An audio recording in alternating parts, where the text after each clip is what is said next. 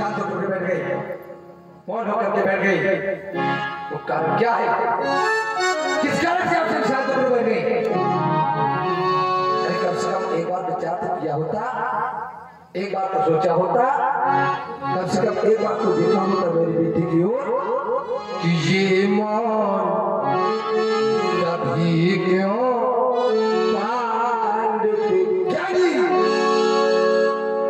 एक बार देखा होता।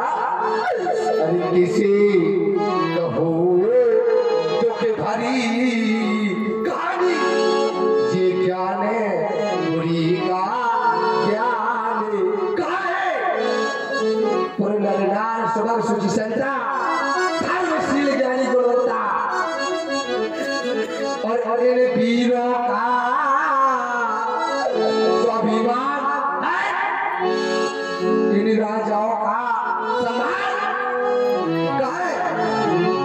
कम से कम एक बार विचार तो किया होता। अरे रह गई ये कुमारी ये राज दुलारी और सूखा सबने का पानी ये मौन सभी क्यों। अरे कम से कम एक बार विचार तो किया होता, एक बार तो सोचा होता। अरे रह गई है सुनी ये मालेशिया की, वो खत्म हो गई प्रेम कहानी ये मौन सभी क्यों बांध के कहना चाहता था। कहलाया आप लोगों ने और कहलाया तो मैं कह रहा हूं क्योंकि मैं जान चुका हूं। अब कोई भी राजा अपनी वीरता को मौके पर आता है, माथे नहीं कि हम लोग भटवानी है, हम बलशाली है, क्योंकि मैं जान चुका हूं। तो जाना मैंने क्या है, जाना मैंने ये है, जाना केवल मैंने ये है, और जाना क्या है इन दीदी पात्रों से आई राजाओं को मैंने देखा और देखने के बाद जाने वाली ये है कि ये अब चलो ये माँ के भद्रे मानी ये वीर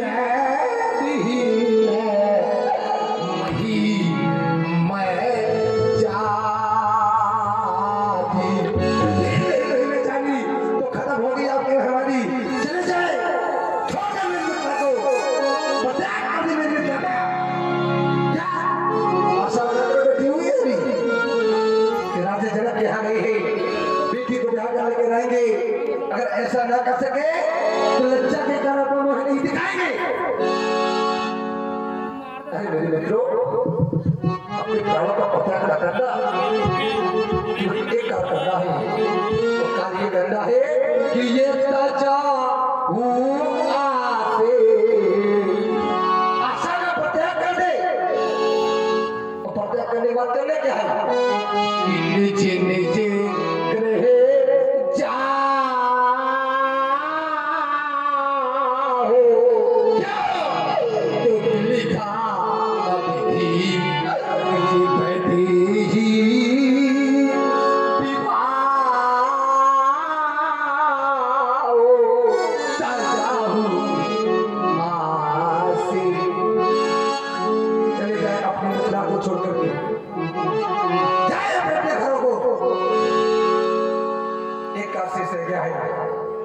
एक आदेश है हमारा।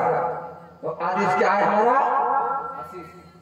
आदेश हमारा ये है, आदेश का पालन करना है तुम्हें। और आदेश क्या है? ये करा दो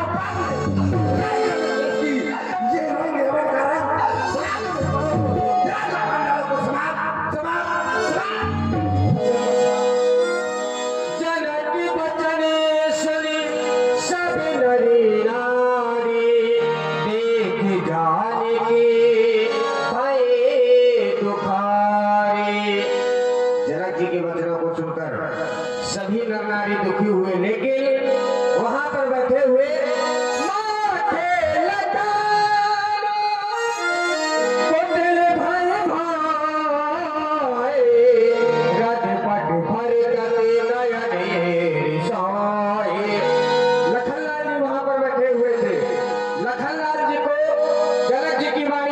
पसंद नहीं आए और कहीं न सकत रघुवीर डरे लगे बचले जलवारे राय राम पद कमल शिरो बोला गया। मैथिली प्रतियोगिता में भाग लेने वाले मैथिली प्रतियोगियों सभा के मध्य में सुनाई गई महाराज जनक की घोषणा। और वो घोषणा कैसी? तो महाराज जनक कह रहे हैं ये सभा करा दो बंद, क्योंकि बिगड़ गया मिथिलेश की रंग अवनिका रंग। गिरा दो देख हटाने को और हटा दो भाग डालो को, समाप्त कर दो सीता स्वयंवर। महाराज जनक, मैं आपसे ये जानना चाहता हूं कि सभा को कौन बंद करा सकता है, सीता स्वयंवर को कौन समाप्त करवा सकता है? आप कौन होते हैं सीता स्वयंवर को समाप्त करवाने वाले? सीता स्वयंवर को समाप्त वो करवा सकते हैं जो सभा के अध्यक्ष थे। सभा के अध्यक्ष राजा थे, लेकिन जो सभा का अध्यक्ष होता है उसे उत्तम मंच पर बैठा दिया जाता है, लेकिन वो स्थान तो आप किसी और को दे चुके हैं। किसको दे चुके हैं? तो कहा सब मंच चलते मंच एक, जो उत्तम मंच है, विशाल मंच है, सुंदर विशद विशाल और मुनि समेत दो बंधुवर ये बैठाने में पाल। तो आप कौन होते हैं सभा बंद कराने वाले? बोलिए महाराज जनक। आपने कहा तजौवास ये निज निज रह जाऊं और लिखा न विधि में दैहिक बाऊ। आपने कहा मैंने जान लिया विधाता ने मेरी पुत्री का विवाह ही नहीं लिखा। तो क्या देवी देवताओं के वो वरदान झूठे हैं? माता गौरा ने देवी सीता को वरदान दिया था। कब? जब गौरी पूजन हेतु पुष्प वाटिका में पुष्प तोड़ने के लिए गई, उसके बाद माता गौरा ने पूजन के उपरांत देवी सीता को वरदान दिया कि स्वदेशी सत्य शीच हमारी तो पूजे ही मनोकामना तुम्हारी। नारद जी ने भी वचन दिया, नारद वचन सदा सुख साचा सुईवर मिले जाए मनराचा। तो क्या नारद जी का वचन झूठा है? एक राजा के द्वारा आज देवी देवताओं के वरदान झूठे हो रहे हैं। और जिस राज्य का राजा ऐसा हो तो वहां की प्रजा कैसी होगी? मैं तो सुना करता था कि मिथिला एक ज्ञान की नगरी है, पुरनर नाय सुवैसो संता तो धर्मशील ये ज्ञानी गुणवंता। यहाँ की नर नारियां भी ज्ञानी हैं, साधारण ज्ञानी नहीं, धर्मशील। लेकिन यहाँ के राजा का ज्ञान देख रहा हूं, देवी देवताओं के वरदानों पर विश्वास नहीं कि नहीं लिखा न विधि में दे ही विवाह। तो हे मेरे आराध्य, जब एक ऐसे ज्ञानी राजा को देवी देवताओं के वरदानों पर विश्वास नहीं, अरे हुक्में बदल जाते हैं भैया, पर उपमान नहीं बदला करते। मानव के लक्ष्य बदल जाते किंतु ध्यान नहीं बदला करते। भक्त बदल जाते हैं भगवान, किंतु ऐसे भगवान नहीं बदला करते। मूर्तियां ऐसी चली जाती, लेकिन उन देवी देवताओं के दिए हुए वरदान नहीं बदला करते। महाराज जनक के मन देवी देवताओं के वरदान झूठे हो रहे। यदि आज मेरा अपमान हुआ होता तो मैं सहन कर लेता, समस्त आए हुए राजाओं का अपमान हुआ होता तो मैं सहन कर लेता, लेकिन आज इस वीर भोग्या ये का अपमान हुआ है, जो एक वीर कैसे सहन कर सकता है? आपके द्वारा कहा जा रहा है, मैं देख रहा हूं यहाँ पर 10-10 हजार राजा इस धनुष को उठा रहे थे खूब सहज से। कई बार लेकर लगे रावण पर ही लगा इस धनुष को 10-10 हजार राजा एक साथ उठा रहे थे, लेकिन किसी से हिला नहीं। अगर मान लो कोई 10,000 वर्ष का राजा इस धनुष को तोड़ लेता तो आपकी पुत्री अभी 6 वर्ष की नहीं हुई। आप अपनी पुत्री का विवाह उस 10,000 राजा के वंश के साथ करते, ये आपकी पुत्री के विवाह के अनुरूप होता। बोलो महाराज कहां चला गया? मैं पूछता हूं कहां गई वो आपकी रखी?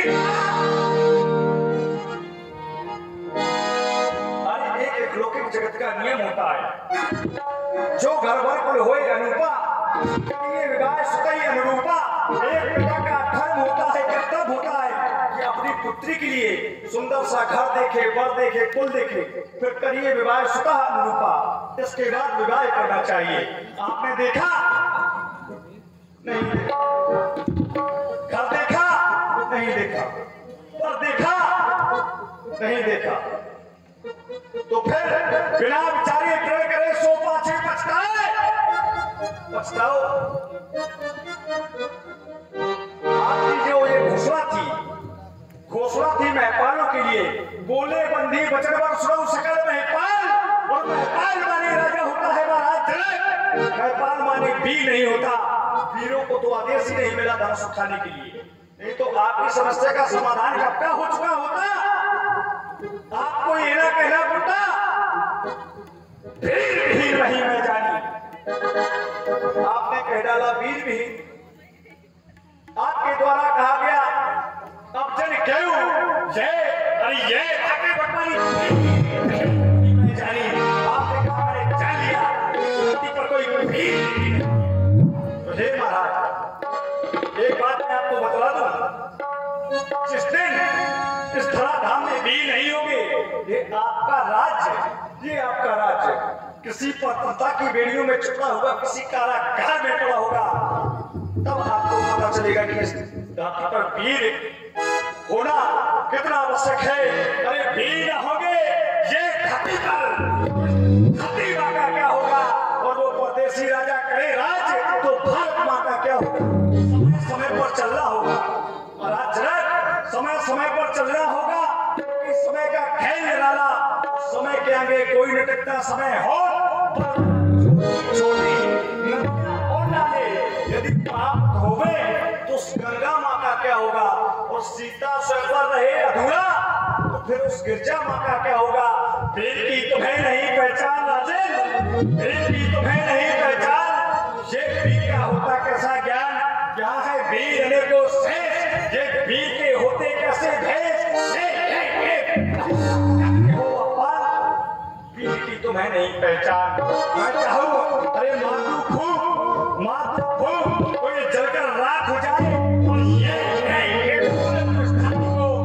मुंह फट जाए, जो ऐसे सब दिन पर वीर बैठे हैं।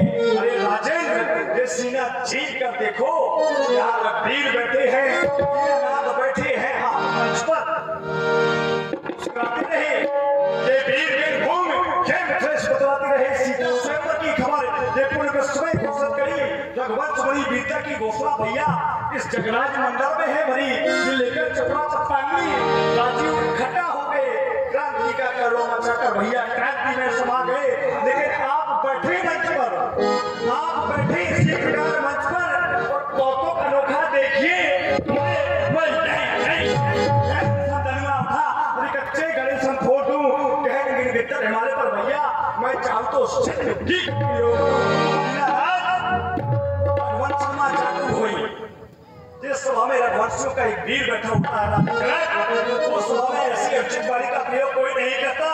ये रघुवंश मां जाकर कोई कहीं समाज, कोई कहीं जनक, विद्यमान रकुल मरियानी सुनो भानुकुल प्रकट भानु, एवं स्वभाव न कछो तुम्हारी मैं मान नहीं कर रहा, जो तुम्हारा अनुशासन पाऊं तो ये काची वर्जनदारो खोली सके मेरे मुझे जतोरी दुआ पता महिमा भगवाना, तो ये का बापरो प्रार्थना तुम छत्रदन से दुआ पता बनाथ, जो ना करो प्रभु पद सुपद, तो पुण्य न धरऊं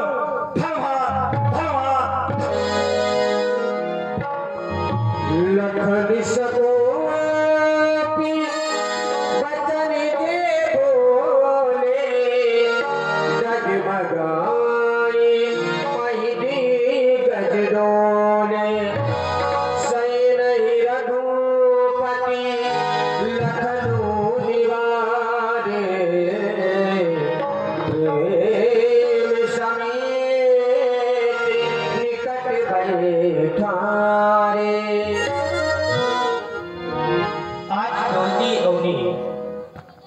प्रकंपित वायु एवं आए हुए समस्त राजाओं के मध्य में राजा जनक ने अपना निर्णय सुनाया। सभी राजाओं ने निर्णय सुना, लेकिन राजा जनक का निर्णय सुनकर रह गए। और राजा जनक का निर्णय मेरे लखन को अच्छा नहीं लगा, और लगेगा भी तो कैसे, क्योंकि मेरा भैया एक वीर है। वीर कभी वसुंधरा का अपमान सहन नहीं कर सकता।